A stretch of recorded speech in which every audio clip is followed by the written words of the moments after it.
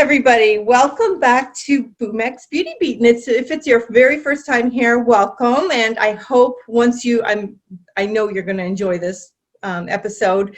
We have got Pepper Bayart here. And once you've seen what this is like, don't forget to hit subscribe and hit like, because you can get taken in by the podcast and then you forget to hit subscribe and then you try to search for me. So I am so excited to talk to Pepper. She is such an original soul, honestly. And when she was explaining a little bit to me about what she did, I thought, how unique, how original, and how inspiring.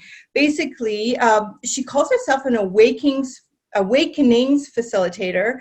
And this is not something that you come to quickly in life. This is something where you've gone through a journey. So I just first want to say welcome to you, Pepper. I'm going to be taking you back a little bit to start with, and then we're going to go into what an awakenings facilitator. Why can't I say the word facilitator is, and how you got to that point. I wore this today because you're born in France. I always get inspired by my guests every time. so you've got this cute little French accent. Aww. And I wanted to go back to where it all began for you in France and what your life was like there, and tell me a little bit about that. Okay, where it all started. So again, in relationship to calling myself today an awakening facilitator. So yes, indeed, I was born in France, and I'm going to be really transparent. Great. My life journey has not been about anything but finding my own truth. Mm-hmm. And the reason being is that I was born in a family where mom and dad got separated very quickly. There was very little love in the first place. I can even tell you that my mom was first pregnant from my dad, and he got her to abort the first kid, which was something tremendously difficult. Then I was born. And so, of course, at first I was, and this is my understanding, hindsight 2020, right? But yeah. I was loaded with so much love. And yet both those people, my mom has tendencies to be borderline personality disorders. My dad is a hardcore narcissist. And when I say this, I say that with a lot of love, because one thing I understood is that it's not their fault either. But being born in that family, what happened to me is that being the first child, and them having their wounds themselves, what happened, unfortunately for me, and fortunately today, because this was a blessing in disguise, they had a lot of love vibrationally, but they also, because they couldn't deal with their own shortcomings, they literally got separated and blamed me for everything that the other did to the other one. So I'll give you an example, like the thing that's been in my head my whole life. As I grew up, every time I would not be like nice and perfect and like, no, everything you say is perfect, mom and dad, they would just lash out at me with so much anger and say, so imagine I'm at my mom, you just like your dad. You're just selfish and you only care about yourself. And I was like, okay. And then I go to dad, and if I don't show up and perfectly, and sometimes it would be things that I would say without even knowing that what I was saying was sounding like my mom, but he would turn around with the same rage and say, you just like your mom. You want to surround yourself with people that tell you you're pretty. And so with that base, I literally grew up with so much self-hatred. And that self-hatred was hidden deep down because I knew I was coming from mom and dad. So I'm a product of you too, and you're saying I'm the worst of the both of you. So I must literally be the worst, pardon my French, piece of shit that is on the planet. And so I grew up with this, and I tried so hard to come up with ways to hide my shortcomings. So that made me become, the people pleaser, the entertainer, and I completely disappeared for the benefit of the world that I was trying to fit in. And so, interestingly enough, from the outside, everybody thought, Pepper, she's got so much energy. She's so confident. She can talk anywhere, say whatever she wants. And indeed, it looked like it on the outside when it was something that was easy for me. But when it came to knowing what I wanted as a career, knowing that I was worthy and going for my dreams, I didn't even know what my dreams were. Like my first psychologist asked me once, I remember I was 20, and she said to me, what is your dream world? And she said, close your eyes and tell me what your dream world is. And I closed my eyes and I'm like, I'm ready. And she goes, no, take a minute. It takes a while to imagine a whole world. Yeah. And I was like tapping my foot, being like, I know what I need. I know what I need. She goes, okay, if you're so sure, what do you need? And I said, in my dream world, my mom is taking care of herself and my dad gets off my back. And then she looked at me and she said, where are you in your dream world? Mm-hmm. And that was the beginning of me unraveling the fact that I did not exist at all. I was just this hollow thing that was looking for a place to latch on because I did not exist. Yeah. So that was the beginning for me, the where I started and what kind of woke me up to the fact that I was like, I don't exist. And so that put me at 20 years old. And granted, I also moved to Canada because at some point I also wanted to commit suicide. You know, I was at the end of my rope. I was in France and I didn't like any of it. And even though I had a great band, because I'm a singer as well, I had a job that was okay. I had friends who were okay, but deep down that pain was so deep. And I thought either I'm going to kill myself or I'm going to do something that scares me so much that, you know, if worse comes to worse, it doesn't work, I can always kill myself, because I was ready to give up. And so I moved to Canada because I've always wanted to be bilingual. I was a jazz singer for a long time and I really wanted to understand the language. And so in 2 months, I packed my stuff and I was in Vancouver, Canada, and this saved my life. And I discovered Canada. And, you know I projected my anger on the French people because, you know, there's nothing typically wrong with them, but I'm still happy that I ended up in Canada because people are more welcoming here and they're less opinionated, which allowed for me to discover myself more than just being told what I should do. So, you know, the famous Canadian thing, good for you, good for you. I needed it. Like, I needed to hear good for me, not like, is that really what you're doing? Like the French way. I don't know if I like what you're doing. Anyway, so that really, that was the beginning of it all. So it just brings up something, you know, I've been doing these podcasts and I've met some spiritual women, and I'm getting a lot of, we chose our journey. We somewhere in another, you know, in our other realm, we chose all of these problems and our parents and all this stuff. Takes a bit to wrap your head around that one. But how do you feel about that? I am 100% in agreement with this. I do believe that we are spirit beings, and I do strongly, even I'm telling you this, I have goosebumps everywhere on my body. That's how much I resonate with this.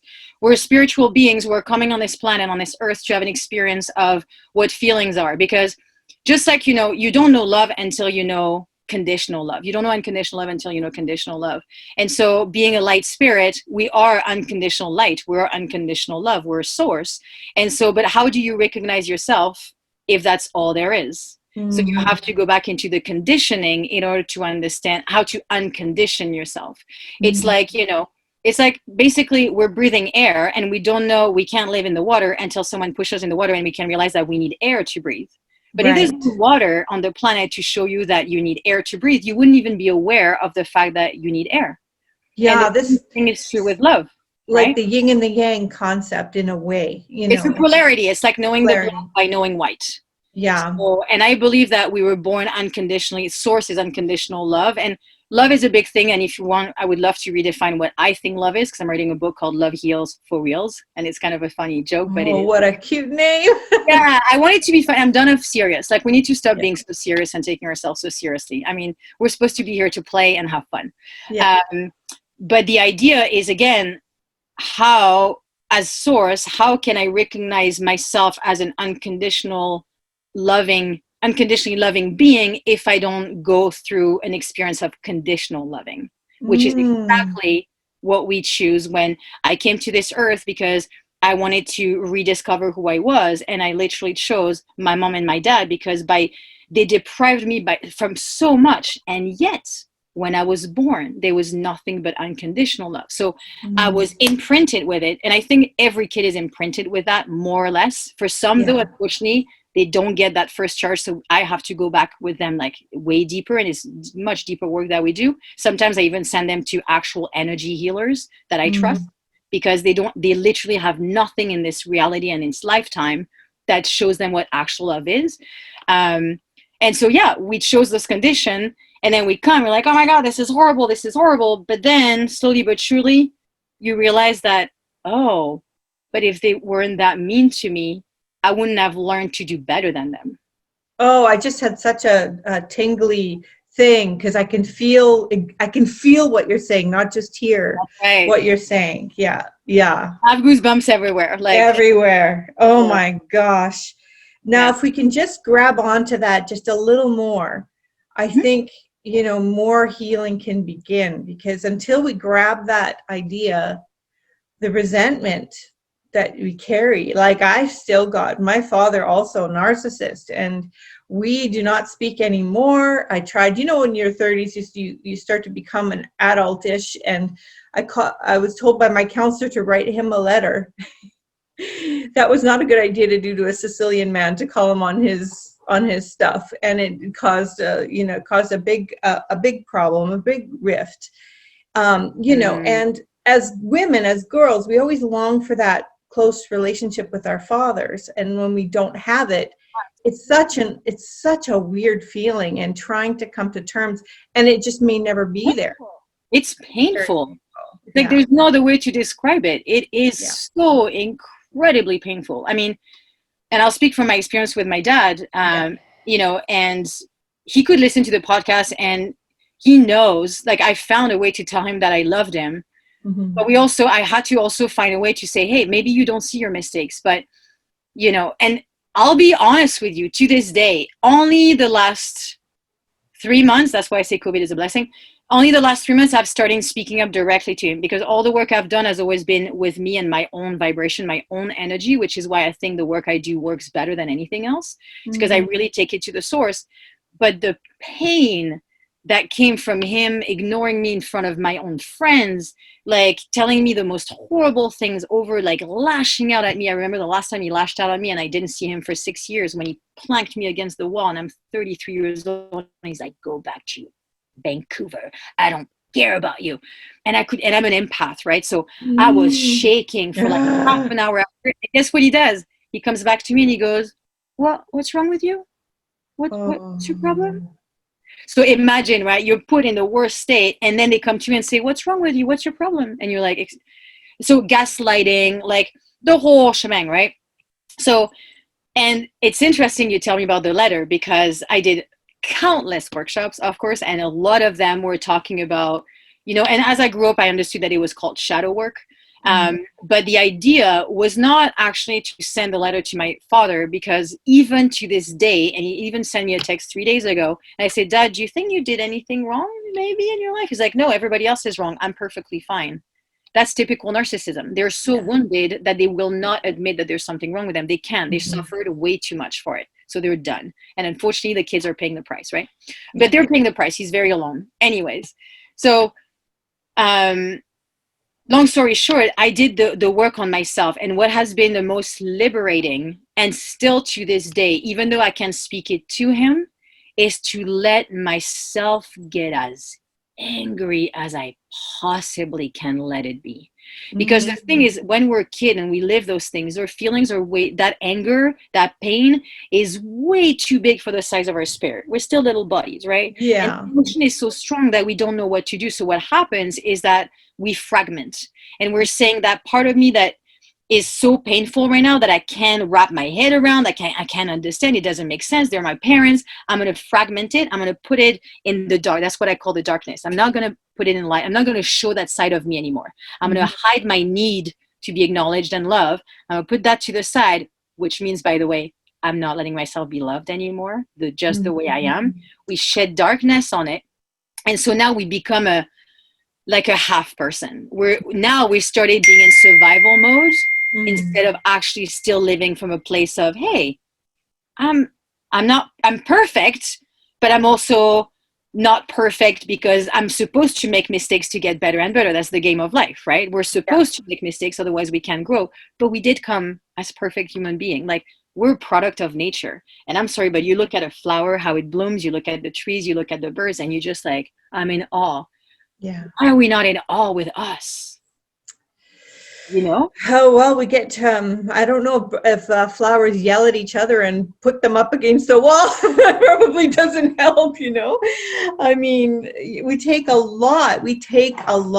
And your father is still somewhat speaking to you. Mine refuses to ever speak to me again. So having that, the rejection It's terrible. is really something. It's really something that you have like an open wound, and you can't even fix it by trying to go back and fix it, because it's off the table. That relationship's off the table.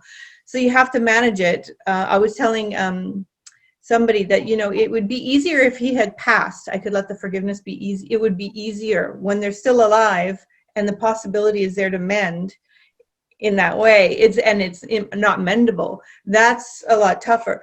But you took this and you started a journey. You started to work on yourself. You did a lot of things. Like, you took a lot of studying and courses and training and all kinds of things to try to see what you could do about that. When did that start? Did you start just deciding, okay, now it's time to dig in? It's been the story of my life. Like, it's been literally the story of my life. So my aunt was a psychologist on my mom's side. There's pros and cons about this woman. I'm just not going to go there either, because she's part of also a very dysfunctional family, my mom's family. Because of course, all those problems are all transgenerational. Like, you know, no matter how nasty my dad was, and no matter how nasty my mom has been with me, when I look at how they were raised, I have nothing but compassion. I'm like, actually, your job was bad, but you actually somewhat did better than what you got. So it's crazy, but it's actually still better. Like, I can't even explain it, because it really sucked for me. But what I wanted to offer, just, you know, based on what you're saying, if you allow me to offer this for you, the liberation. And I thought for a long time, and I just went through this actually with someone who I thought was a friend. It took me 3 days, because I said something that was speaking my truth, and I got the silent treatment, just like your dad decides not to talk to you. And I'm going to be honest with you, for 2 days, I was tortured, because I was like, I don't understand. Just like a parent-kid relationship. I was like, I don't understand. We've been friends for 6 years. We've shared everything. She knows me so well. Like, what is going on right now? And she decided to just give me the silent treatment. And there's other influences. I know what she's going through. And now I've done my process after 2 days. I'm so happy again. But I didn't get closure from actually talking to her, because she still hasn't talked to me. I don't hate her right now, and I actually think I understand where she's coming from. So I was able to tap in my true intuition about what's actually happening, and I know it's truth. But it came from me actually calling a good friend of mine, because I have my sisters and we're all on the same page, right? And my girlfriend just said, "Did you let your emotion out?" And I was like, "What do you mean?" She's like, "Did you let what you're teaching, did you do that with yourself? Did you let yourself rip?" And I'm like, oh, actually, no, you're right. What have you been doing? Have you been trying to tell yourself what you shouldn't have done and how you should have done it better? And blah. And I was like, you're right. I kept telling myself, I shouldn't have said that in the first place. I should have said it differently. It's totally my fault. She's totally allowed to give me the silent treatment. I'm such a terrible person. I totally deserve this. And I was like, she's like, yeah. You turn the blame on yourself right away. Right. So the work to be done is to actually allow ourselves to understand that if you're angry, let it rip. So what I do, and I'm not going to say it because there's a lot of swear word in there, but with my friend on the phone, she let me have at it. And I just insulted this friend of mine. I called her all the names. I wished her business to go down under the ground. Like, I was the worst person I could be in that moment, but it wasn't me. It was the energy that was stuck in my body that needed to come out. For 2 days, it was stuck in my body, making me feel like I was wrong. Yeah. And when she reminded me, girl, it's energy. Why are you keeping it inside? Do you remember how you release it? Right. And so I just let it rip. And after this, you know what came? And every time it's the same for me. And that's why I love coaching people in that, or facilitating their awakening, is she created a space for myself where I was allowed to feel what I had to feel. And by legitimizing my feelings, I was able to finally have a deep breath after that, and finally see what was going on for what it was, and not from the place of what I thought it meant about me. You know, I just organically allowed those feelings to happen. And that thing where you said about anger, don't you find that we are taught to push our anger away. Like Oh, we're not absolutely. supposed to feel the anger. That And not just anger, doing right? something wrong if you're expressing your anger or feeling anger. You have a disorder, or you're something is wrong with you, and Yeah. that's not an emotion that you can feel it, but you're not supposed to show any. I Well, find that especially. no, I would. And here's the thing, and I think that's why, I love what I do, because I live in a world where there's no more polarities, meaning that to me, almost everything is right.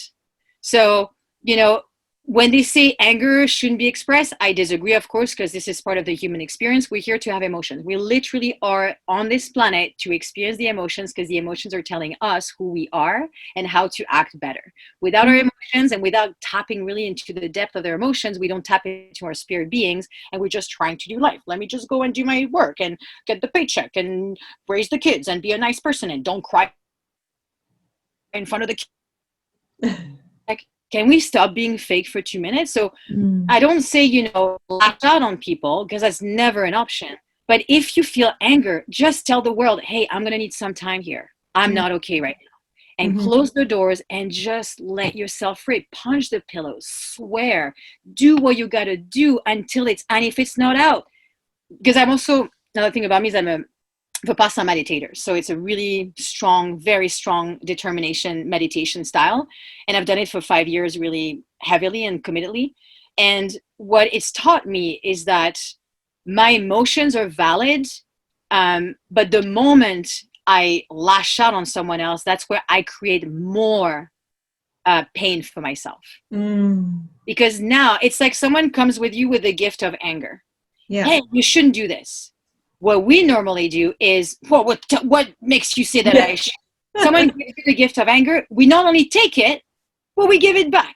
Yeah. So now I'm angry, you're angry, and I'm making you even more angry. We're not growing. So when do I start alchemizing the anger of my parents? I hear the anger and I say, this is enough. This is me setting up my boundaries. That's enough berating. That's enough yelling at me. I will not stand for this. Now I walk out of the room and I just feel everything. I feel the child that is hurt. I feel the anger. I feel literally, and it goes far. And this is what society is afraid of. It's like, yeah, I've said things like I'm going to murder them. I've said things like I'm going to gouge your eyes out and I'm going to pull your tongue and I'm going to tear you to pieces. Like I've gone, but because that was the depth of my pain. Yeah. And until we allow ourselves to feel the depth of our own pain, we cannot see how much even the people who are abusing us are actually in pain themselves. Wow. I know So you have a really different approach, because what I'm finding is a lot of people, who are into self-discovery, they of course meditate, but the minute they feel anything, meditate it away instead of feeling through it. Like, this is such a different approach, and not saying, what they're doing is maybe it's working for them, but I don't know how to meditate when I'm upset like that. Like, that's very difficult for me until I get through that session of emotion or whatever it is. So what you're explaining to me seems a lot more sensible, because you can't really logically calm it away in a second. It doesn't happen like this. What do you think? Yeah, no, I completely agree with what you're saying, and I love how you're reframing it, because this is what I see the issue is in society, is that we're almost trying, and spiritual bypassing is really a thing. What's that? I love that. What is it called? Spiritual bypassing? Yeah, spiritual bypassing. This is what is every single person on this planet is doing unconsciously, and this is what's creating the suffering in the world. Is just like our parents, right? So, and it all starts with this. The parents love the kid, okay? So let's say the kid comes home and said, Mom, my teacher said this about me and that made me really upset. The good mom of the society that we see, the natural instinct is, I'm going to protect my kid from I'm going to protect my kid from feeling pain. Because if the parent cannot feel the pain because they don't let themselves go in a corner and have their emotions, because we haven't done it yet, this is a new generation that I'm bringing that says, go and feel it. We want to protect the kids. So we say, don't be upset, and learn to not be upset because, you being upset is what making you upset. No. What made the kid upset is something was done to the kid that was not okay. Right.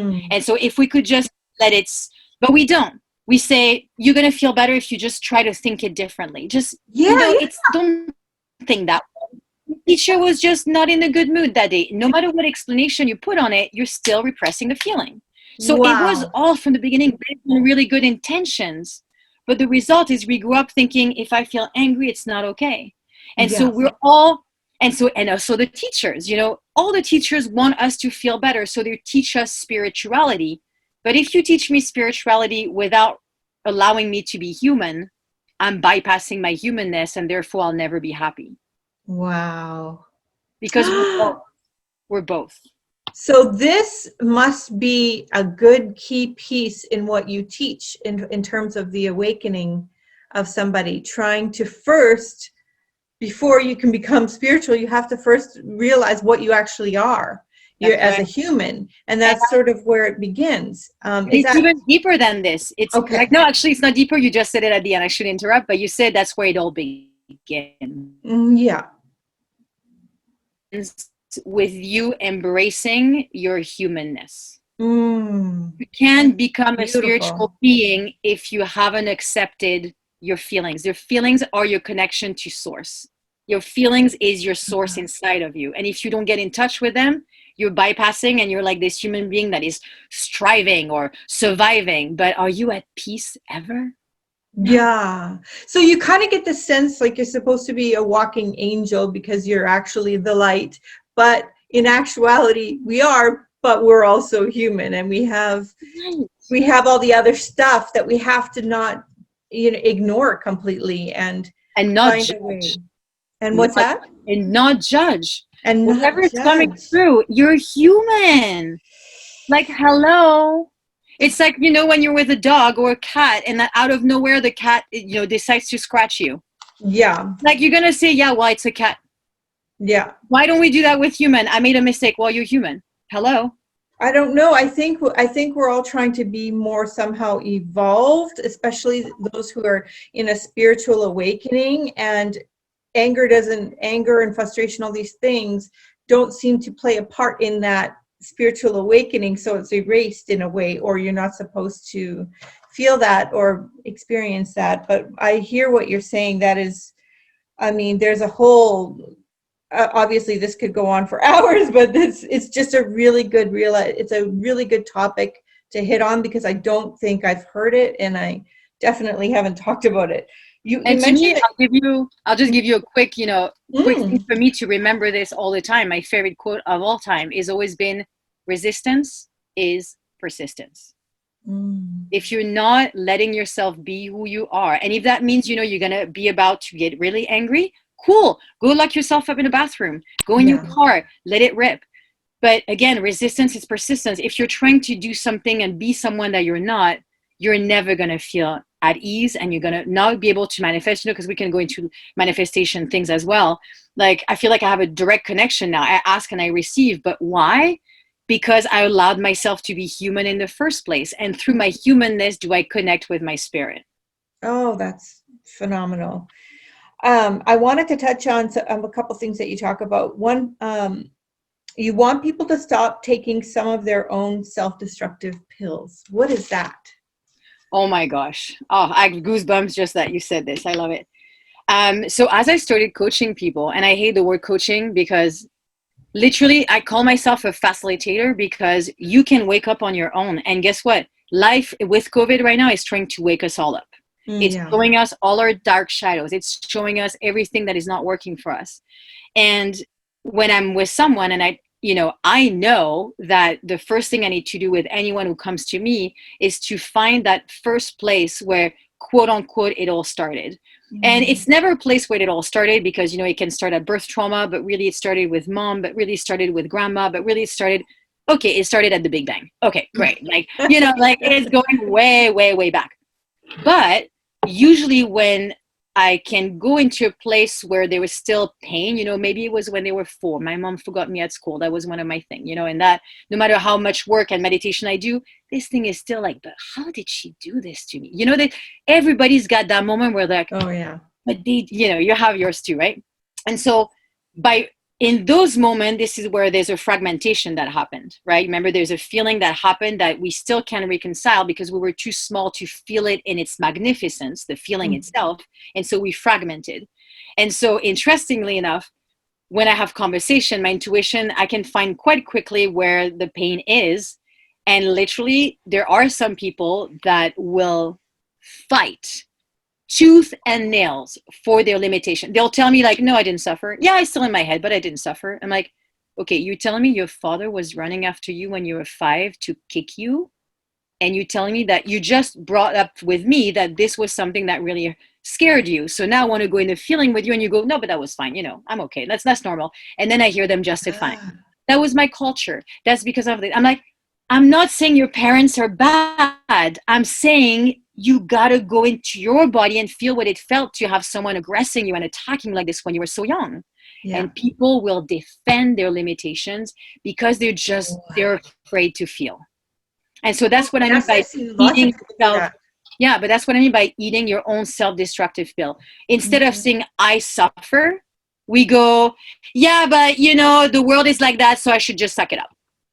Like, you can have both. You can feel your pain and accept the world. I've accepted my parents as they are, and they know I love them, but I'm going into, yeah, but you don't get to talk to me the way you used to. And I'm finding that space finally, but I had to first reconcile how much anger I had towards them. Mm-hmm. You know what I mean? Yeah. Ooh. And there's always more, by the way. Stuff. And the beauty is that we're never arrived. Like, I know my dad will do more things that will drive me still crazy. Yeah. And I will take it home and, you know, do my work. But as I'm growing up more and more, and I started putting boundaries with him. I said, you know, Dad, if you really want to talk to me, you're going to have to learn to not do this and this and this. And I'm not saying you can't. I'm saying do it. But if you want to hang out with me, you're going to have to watch those things because they're too hurtful. And I'm done with putting up with that. Wow. And slowly but surely he's coming around because I'm coming from a place of love, not from a place of you did something wrong to me. Yeah. I have forgiven, but because I have forgiven myself.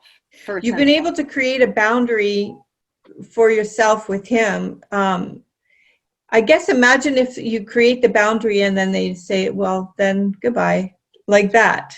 Right, because I didn't really create a boundary. So here's the difference between how I was before with him and it never worked and how I am today.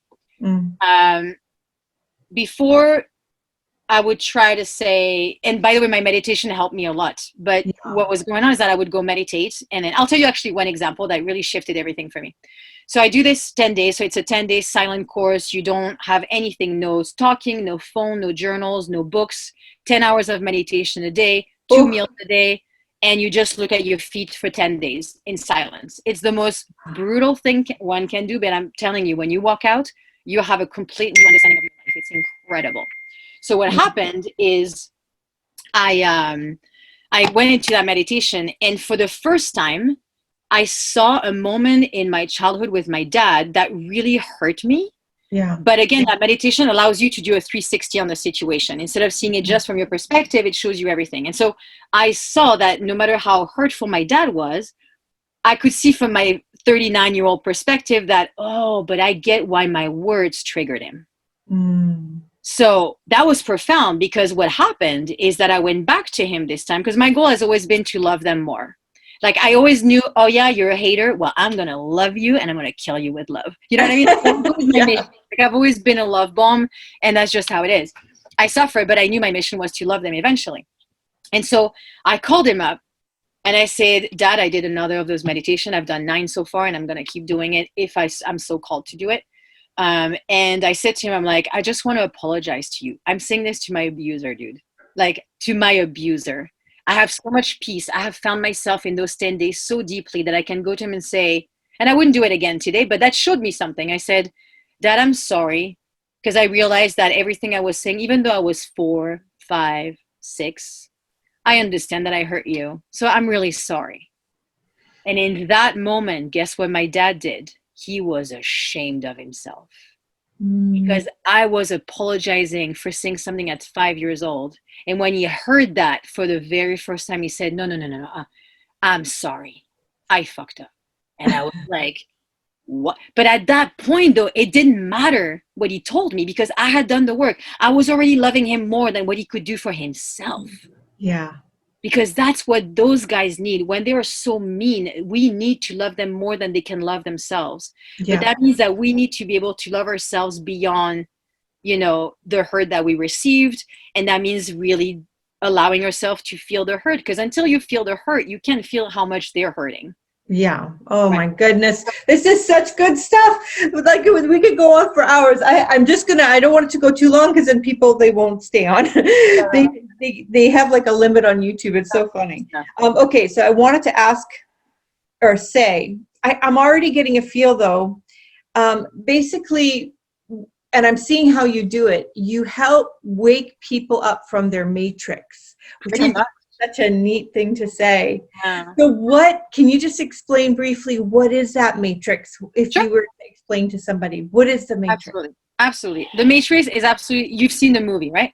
Yeah, I did. Yeah. If you've seen the movie, The Matrix, okay, perfect. So you'll get it. So for me, we were born in The Matrix, the movie, we were born spiritual beings. So unlimited, untapped potential. You think of something is going to manifest, in the next 10 minutes. We're light being, but we're coming into a heavy 3-dimensional reality, right? Yeah. That says you're not a spirit. You're supposed to have a good job. You're supposed to present yourself that way. This is how you're going to survive in this reality, right? Mm-hmm. So all of that for me is the parents literally were born perfect, and the parents come in and they plug you in thinking, this is for your own good. Trust us. If you don't do it the way we learned it, you're going to suffer because they don't know any better. And so here they are plugging us in the matrix. What is the matrix? What society tells us, what the government tell us. You need to be more of this. You need to do that. You need to do this. All we have in our surroundings in society is that we're not enough. Yeah. You need the car. You need the clothes. You need the friends. You need the job. You need the success. You need the money. You need how are we even supposed to stay happy in the world we live in? And again, if we remember that we need the contrast to learn, I get it. So, but this is what I mean by being plugged right away in the matrix, because we know from all the spiritual teachers that have made it, and I could name a few that I'm really in love with because I feel like they clicked on that reality, and they all say it to you. Even Jesus was saying it. You're unlimited potential. Mm-hmm. Like you think your future is going to be a certain way, but says who? You can die next second. You can meet the man of your life the next second. We don't know, and yet we're living as if we know what's going to happen. If I don't have a job, I'll be homeless. Really? What if you didn't if you didn't have a job like I did for 6 months of COVID? You would actually find who you actually are and actually start walking from a place of truth and not from a place of I'm doing it because I have to. I'm doing it. So we are completely unlimited potential. I know that it's all energy now. So if you're vibrating at a high level frequency, you're going to attract exactly that. And I think that's why you came in my world, sister. It's because I'm vibrating at this frequency. So you found me and I found you.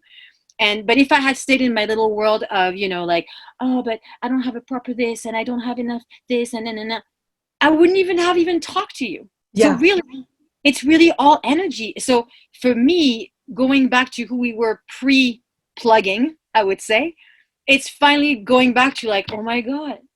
And that's why I call it an awakening facilitation. You don't only realize that you have to do one more exercise or now you have to meditate. You realize that you were telling yourself what to do, and that's the very thing that has prevented you from just being who you are in the moment to moment to moment to moment.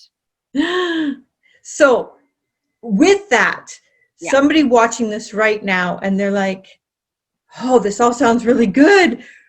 What do I do? What would they need to be asking themselves or deciding upon to reach out and to email you and to get in touch with you?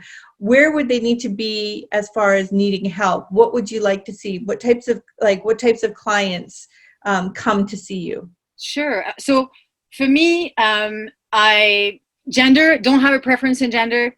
I'm really after anyone who is done trying and who's willing to really open their heart and say, you know what, I thought I knew and I actually don't.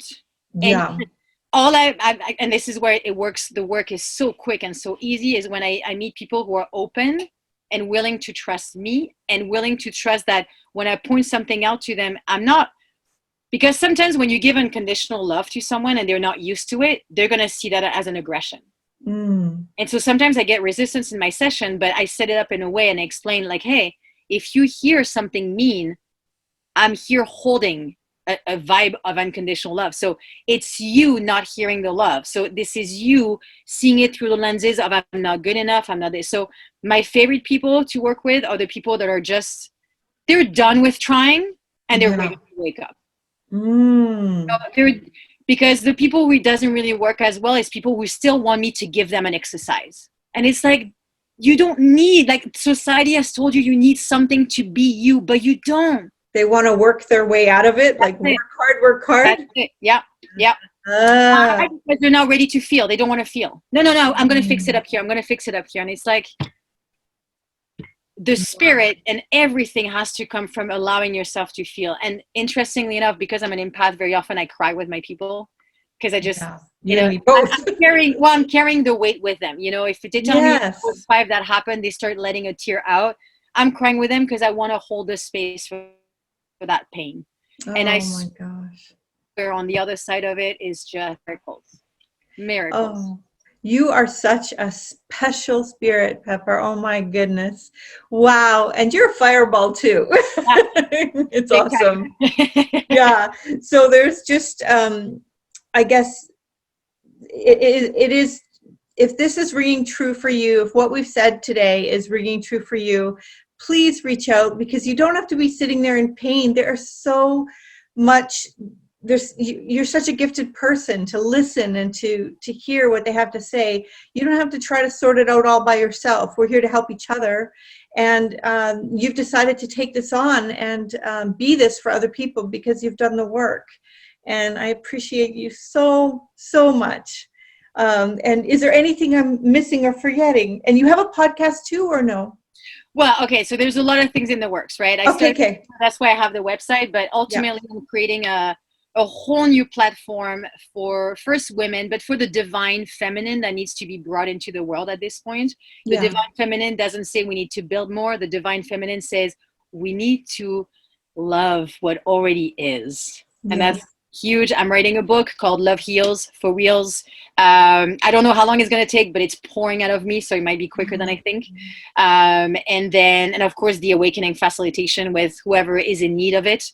I just want to be of service, really, to the world, because I know, and I get emotional every time, but I feel like I know very well what it's like to suffer and to feel like the worst person ever. And I feel like this is how we connect, you and I, when we have a father like this that just constantly tells you that what you are is worse than the worst of the worst, and you're never going to amount to anything that will that kind of pain. Now that I came out of it, I want to help anyone who's done with it. Please, sister, please, brother, let me hold you. Let me remind you that you are just the perfect person, and please start living your dream, because we need you to live your dream. This is how we're going to make heaven on earth. That's right. And we can do it on Zoom too. Yes, absolutely. No problemo. Yeah. No problemo. Oh, thank you so much. This can't be the last time. We'll have to do another time for sure. We'll do another time. Sure. For sure. And we'll come up with little ideas. And I'm going to offer you a complimentary session with me, because I love you so much and I love your spirit and I absolutely adore what you do. We need more people like you in the world.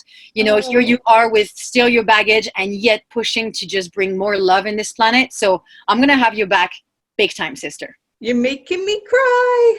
Good. This is a lot of makeup to run down the face, you know? Oh my God. Okay. Thank you so much, Pepper. I'm so, amazed to get to meet you. And this has just been a great, great day. Thank you so much. Likewise. It's been gorgeous. Thank you so much, sister. And I'll link everything below. Okay. Take care. Bye. Bye-bye.